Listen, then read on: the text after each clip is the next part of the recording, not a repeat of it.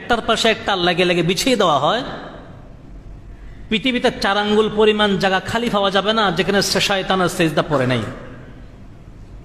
এত সেজদা সে করেছে।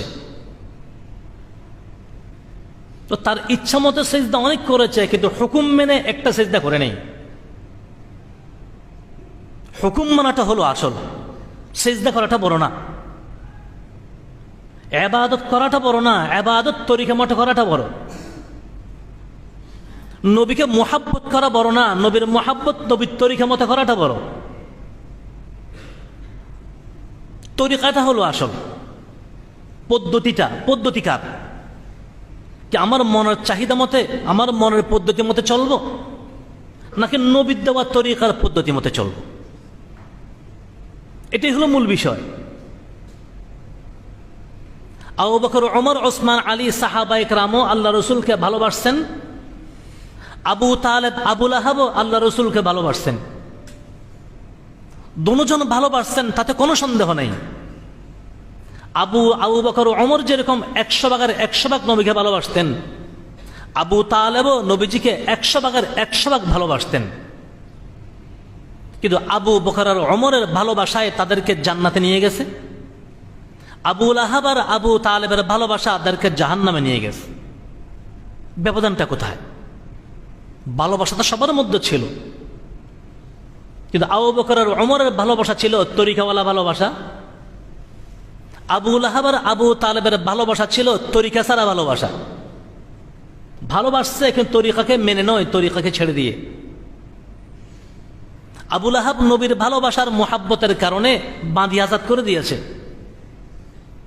কিন্তু যখন আল্লাহ রসুল সাল্লাল্লাহু আলাইহি ওয়াসাল্লাম দাওয়াত দিলেন 3 বছর পর, 3 বছর তো গোপনে ইসলামের দাওয়াত দিয়েছেন, গোপনে ইসলাম পালন করেছেন। 3 বছর পর আল্লাহ পাক বলতেছেন ওয়া আনজির আশীরাতাকাল আকরাবিন, এবার প্রকাশ্যে দাওয়াত দেন, আত্মীয় স্বজনকে দাওয়াত দিয়ে দেন।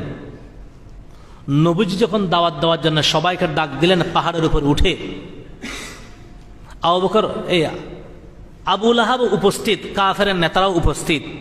আল্লাহ রসুল সাল্লাল্লাহু আলাইহি ওয়াসাল্লাম বললেন, আমার দেশবাসীরা, আত্মীয় স্বজনরা, আমি তো পাহাড়ের উপরে, তোমরা পাহাড়ের নিচে। আমি যদি বলি পাহাড়ের এই পাশে তোমাদের শত্রু আসছে, একটু পরে তোমাদেরকে হামলা করবে, তোমরা কি আমার কথা বিশ্বাস করবে? তখন তারা এক বাক্য বলল, কেন? তুমি তো আল আমিন আস-সাদিক, কেন তোমার কথা বিশ্বাস করব না? আল্লাহ রসুল সাল্লাল্লাহু আলাইহি ওয়াসাল্লাম তখন বললেন, যদি আমার কথা বিশ্বাস করো তাহলে এটা বিশ্বাস করো যে আল্লাহ আমাকে নবী বানিয়েছেন, নবুয়ত দান করেছেন, আল্লাহর ইবাদত করবে, আল্লাহর পূজা করবে, এই সমস্ত মূর্তি পূজা ছাড়বে। তখন আবু লাহাবে প্রথমে নবীজিকে মারার জন্য 2 হাতে পাথর নিয়েছিল। কে? আবু লাহাব। আবু লাহাব হাতে পাথর নিয়ে বলতেছে, তাব্বান লাকা ইয়া মুহাম্মদ আলিহাদা জামাতানা, তাব্বান লাকা ইয়া মুহাম্মদ, হে মুহাম্মদ তুমি ধ্বংস হয়ে যাও, এই সমস্ত কথা বলার জন্য আমাদেরকে একত্রিত করেছো। নবীজি সাল্লাল্লাহু আলাইহি ওয়াসাল্লামকে কেউ গালি দিলেও, নবীজি কিছু না বললেও আল্লাহ তো সহ্য করেন না। যে শব্দ দিয়ে আবু লাহাব নবীজিকে গালি দিলেন, আল্লাহ পাক ঠিক সেই শব্দ দিয়ে বললেন যে তাব্বাত ইয়াদা আবি লাহাব। সে বলছে তাব্বান লাকা ইয়া মুহাম্মদ, আল্লাহ পাক বললেন তাব্বাত ইয়াদা আবি লাহাব। আবু লাহাবের 2 হাত ধ্বংস হয়ে যাক, অর্থাৎ আবু লাহাবের ইহকাল পরকাল 2টা ধ্বংস হয়ে যাক। তাহলে আবু লাহাব নবীজির জন্মের উপর খুশি হয়ে যে বাঁধি খবর বলেছিল সৌবিয়া বা সুয়াইবা, তাকে আজাদ করে দিয়েছে। তাহলে সেই আবু লাহাবে নবীকে পাথর মারার জন্য হাতে পাথর নিয়েছে। তা আবু লাহাব তো খুশি হয়েছে, কিন্তু আবু লাহাব খুশি হয়েছে মুহাম্মদুর রাসূলুল্লাহর উপর না মুহাম্মদ বিন আব্দুল্লাহর উপর? বাতিজা জন্মগ্রহণ করেছে, খুশি হয়েছে। নবী জন্মগ্রহণ করেছে, খুশি হয় নাই। বাতিজা যখন জন্মগ্রহণ করেছে তখন বাদী আজাদ করেছিল, কিন্তু নবী যখন জন্মগ্রহণ করেছে, ইসলামের দেওয়া শুরু করেছেন, তখন বেঁকে বসছে। তাহলে আবু লাহাবের ভালোবাসা ছিল, কিন্তু তরিকা বাদ দিয়ে, তরিকা ছাড়া মোহাব্বত। তো বলছিলাম যে কথা, মূল জিনিস হলো তরিকা। শয়তান আল্লাহ পাককে অনেক সিজদা করেছে, কিন্তু আল্লাহর হুকুম মেনে একটা সিজদা করলো না। তো শয়তান যদি একটা সিজদা না করার কারণে উখরুজ মিনহা ফাইন্নাকা রাজিম হয়ে যায়, শয়তান যদি একটা সিজদা না করার কারণে মলউন আর অভিশপ্ত হয়ে যায়, তাহলে যদি আমি লক্ষ্য করি যে আমি দৈনিক কমপক্ষে 40টা সিজদা যদি না করি, আমার কি পরিণতি হবে? আল্লাহ পাক তো দৈনিক কমপক্ষে 40টা সিজদা করতে বলছেন। 20 রাকাত, 17 রাকাত ফরজ, 34টা, 3 রাকাত বিতির, কটা হলো? সুন্নত নফল সব বাদ দিলাম, ফরজ আর ওয়াজিব ধরলে তো প্রত্যেকদিন 40টা সিজদা আছে। তাহলে শয়তান যদি আল্লাহর হুকুম একটা সিজদা না করে শয়তান হয়ে যায়, তা আমি যদি প্রত্যেকদিন 40টা সিজদা না করি, আমার নাম কোন জায়গায় যাবে? ফেরেশতারা যেরকম দেখতে গেল, এখন ফেরেশতার সাথে শয়তানও আছে, সেও আদম আলাইহিস সালামকে দেখতে গেছে, কিন্তু শয়তান তো শয়তানই। ফেরেশতারা সব দেখলেন ঘুরে ঘুরে, আর শয়তান আদম আলাইহিস সালামকে দেখে, আদম আলাইহিস সালাম মুখ হা করা ছিল, মুখ দিয়ে ঢুকে পিছনের রাস্তা দিয়ে বাইরে চলে আসলো। এসে বলতেছে, তোমরা তো শুধু উপরে দেখে আসছো, আমি ভিতরে সহ দেখে আসছি। তো আদমের ভিতরে কিছুই নেই, খালি, কিচ্ছু নেই। কিন্তু আদমের বাম পাশে দুধের 3-4 আঙ্গুল নিচে একটি গোশতের টুকরা দেখলাম। এটা কি বুঝলাম না, সেখানে ঢুকার জন্য কোনো দরজা জানালা পাই নাই। আদমকে দুঃখা দেওয়া আমার জন্য একেবারে সহজ, তবে এই গোশতের টুকরার ভিতরে কি আছে জানি না। যদি আমার দুঃখা থেকে বাঁচতে পারে, সেই টুকরার মাধ্যমেই বাঁচতে পারবে, আর সেটার নামই হলো কলব। সেই গোশতের টুকরার নাম কলব। এই গোশতের টুকরার মধ্যে পছন্দ রে, এই গোশতের টুকরার মধ্যে মরিচা লাগে, এই গোশতের টুকরার মধ্যে জং পড়ে যায়।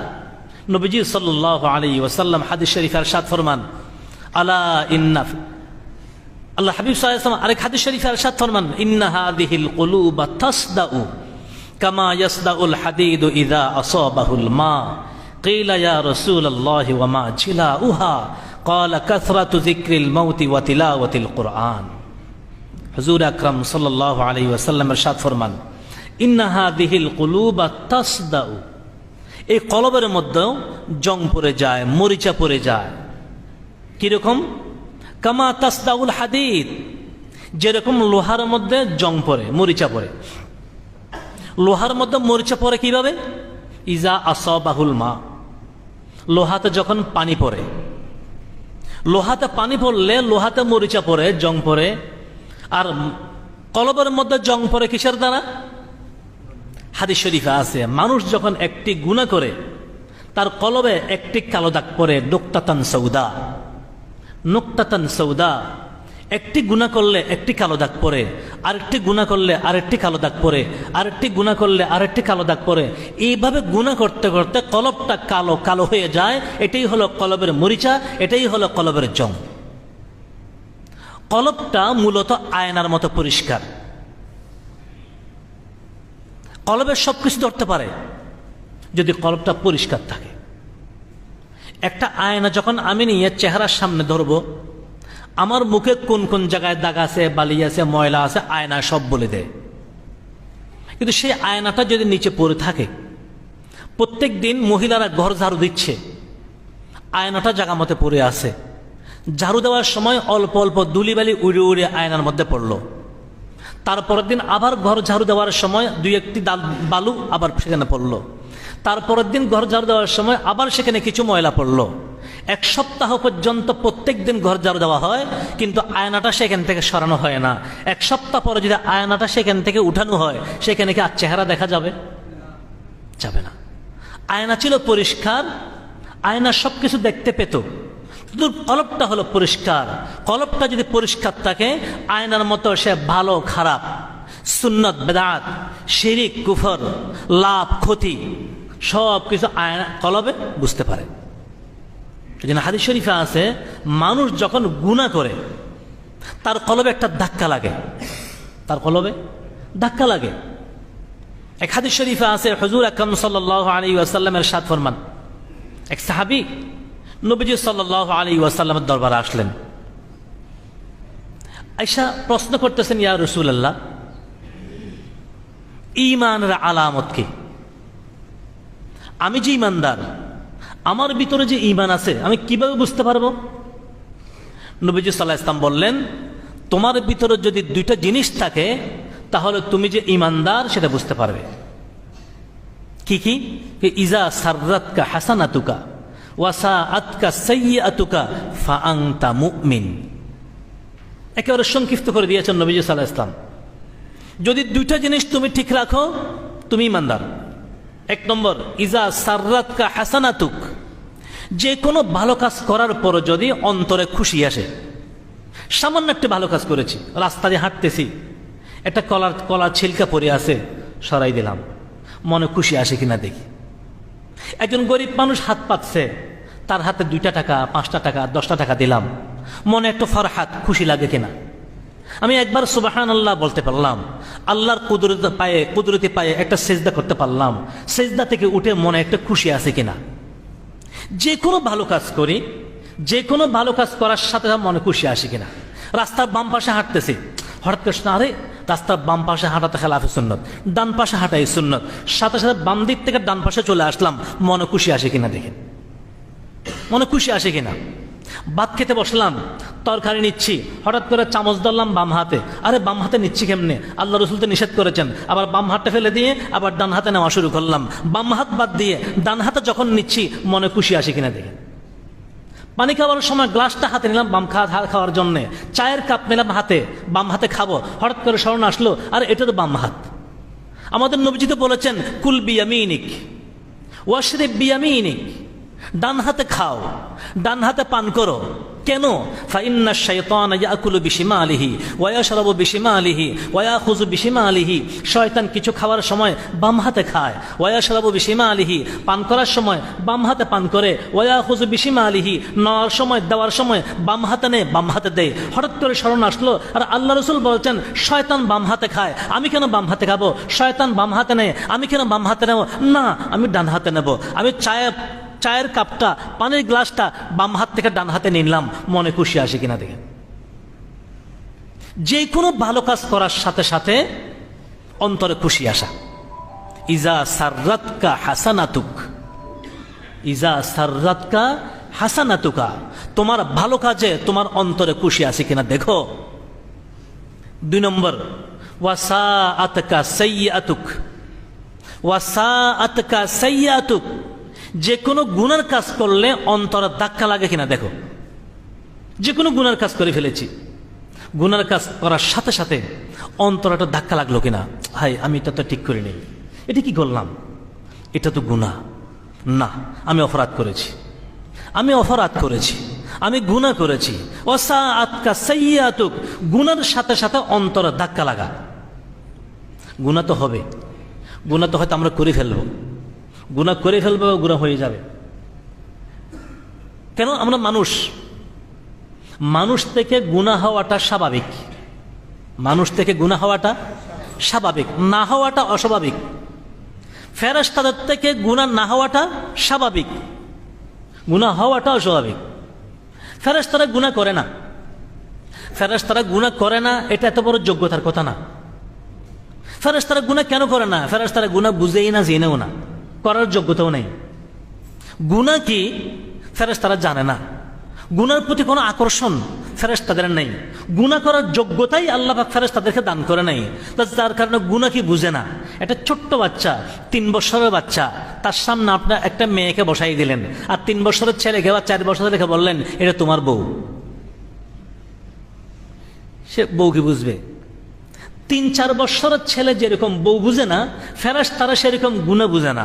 তো গুনাহ বুঝে না, গুনার প্রতি আকর্ষণ নাই, গুনাহ করার যোগ্যতা নাই, গুনাহ করার স্পৃহা নাই, সেজন্য গুনাহ করে না। এটা যোগ্যতার কথা না। যোগ্যতার কথা হলো মানুষ যদি গুনাহ না করে, কারণ মানুষের গুনার প্রতি আকর্ষণ আছে, গুনাহ করার যোগ্যতা আছে, গুনার দিকে আহ্বানকারী নফস এবং শয়তান আছে, এরপরও যদি একজন মানুষ নিজেকে কষ্ট করে গুনাহ থেকে বাঁচাতে পারে, তো সেই মানুষের দাম আল্লাহর কাছে ফেরেশতার চেয়ে বেশি। কেন? এই যে হাদিসের মধ্যে যেটা আছে, মানুষের দাম ফেরেশতাদের চেয়ে বেশি। কেন? এই কারণে ফেরেশতারা গুনাহ করে না, যোগ্যতা নেই সেজন্য করে না। মানুষের মধ্যে গুনাহ করার যোগ্যতা আছে, এরপর যখন নিজেকে কন্ট্রোল করতে পারলো, এটা হলো যোগ্যতার বিষয়। সেজন্যই তো কিতাবে লেখে একজন বিধর্মী ঈমান আনলো, আরেকজন গুনাহগার তওবা করলো। একজন বিধর্মী কালেমা পড়লো, একজন গুনাহগার তওবা করলো। এই দুজনের মধ্যে আল্লাহর প্রিয়কে, আল্লাহর প্রিয়কে বলেন যে এই দুজনের মধ্যে আল্লাহর প্রিয় হচ্ছেন যে তওবা করেছেন সে, যে তওবা করেছেন সে। কেন? একটু উদাহরণ দিলে বুঝবেন। আপনার একটা ছেলে আছে, ছেলে বাবার কথা শুনে না, ছেলে বাবার কথা শুনে না, বাবার সাথে বেয়াদবি করে, বাবা তাকে ত্যায্য পুত্র করে দিল, যা ঘর থেকে বাইরে যা। কিছুদিন রাস্তা রাস্তায় ঘুরে টুরে, মানুষের বাড়ি আর কদিন থাকবে, বন্ধু বান্ধব কয়দিন জায়গা দেবে, নানার বাড়ি কদিন থাকবে, বুড়ি গেলে বাপের কাছেই তো আসতে হবে। এখন ছেলে বুঝতে পারলো যে আমি বাহিরে বাহিরে কতদিন ঘুরবো, আমার বাড়িতে আমার যেতেই হবে।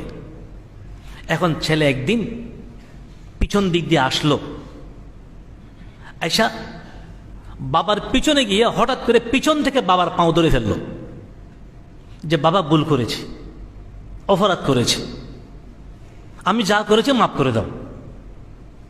বাবা তো বাবাই, বাবা তো বাবাই, বাবা সব ভুলে গিয়েছেন। আয় বাবা, তোর জায়গা পায় না, তোর জায়গা বুকে, বুকে জড়াইয়া নিল। এখন ছেলে বাবার কথা মতে চলতেছে। এখন বাবা চিন্তা করলো ছেলের তো বয়স হয়েছে, এখন ছেলেকে বিয়ে করানো দরকার।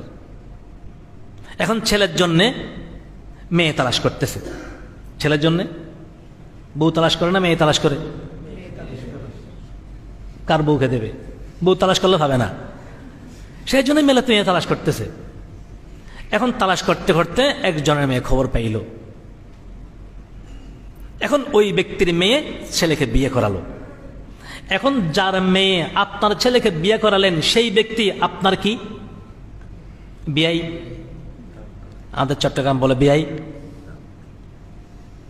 আপনার ছেলের শ্বশুর আপনার কি হবে? বিয়াই। এখন বিয়ের সাথে বিয়ের একটা ভালোবাসা তৈরি হলো।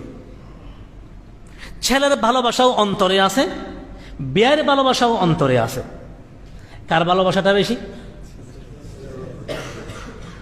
বিয়াই কোনো আত্মীয় ছিল না, সম্পর্ক ছিল না, সে নতুন কলমা পড়ে বিয়ে হয়েছে। তার ভাই আমার ছেলেকে বিয়ে করেন, সেজন্য একটা আত্মীয়তা হয়েছে, একটা বন্ধুত্ব শুরু হলো, মায়া মোহাব্বত তৈরি হলো। কিন্তু ছেলে তো আগে থেকে ছেলে আছে, তার মোহাব্বত আগে থেকেই অন্তরে আছে। তবে সে বাবার কথা শুনতো না, একটু দূরে চলে গিয়েছিল। এখন যখন বাবার পায়ে পড়েছে, কাছে চলে আসছে। তাহলে উনি আগে থেকে আত্মীয় ছিল না, নতুন আত্মীয় হয়েছে। ছেলে আগে থেকেই ভালোবাসা আছে, এখন তওবা করার কারণে আত্মীয়তাটা বেড়ে গিয়েছে। যে বেঈমান আল্লাহ থেকে দূরে আছে, ঈমান এনেছে, কলমা পড়েছে, নতুন আত্মীয় হয়েছে। আর যেই ব্যক্তি আগে থেকে ঈমান আছে, গুনাহ করতেছে, সে হয়তো আল্লাহ থেকে একটু দূরে সরে গিয়েছিল। এখন সে যখন তওবা করেছে, পায়ে পড়েছে, আল্লাহ বলে যে তুমিই তো আমার আসল আপন। সেজন্য বলে বেঈমান ঈমান আনলে আল্লাহ যত খুশি হন না, তার চেয়ে একজন ঈমানদার গুনাহ থেকে তওবা করলে আল্লাহ পাক আরো বেশি খুশি হন। সেজন্য আল্লাহ পাক বলেছেন, বান্দা তওবার দরজা খোলা, লা তাকনাতু মির রাহমাতিল্লাহ, লা তাকনাতু মির রাহমাতিল্লাহ। আমার রহমত থেকে নিরাশ হইও না, গুনাহ তোমার দ্বারা হয়ে যাবে। বাজ আ বাজ আ ই বাজ আ বাজ আ হারাচ হাস্তি বাজ আ ই দরগহ মা দরগহ না উম্মীদে নিস। সদবার अगर तौबा গরচে বুত পুরস্তি আতিশ পুরস্তি বুত পুরস্তি বাজ আ সদবার अगर तौबा শিকস্তি বাজ আ সদবার अगर तौबा শিকস্তি বাজ আ। আল্লাহ বলেন যে বান্দা ফিরে আয়, ফিরে আয়, ফিরে আয়, ফিরে আয়। ই দরগহ মা দরগহ না উম্মীদে নিস। আমি আল্লাহর দরবার নিরাশ হওয়ার দরবার নয়।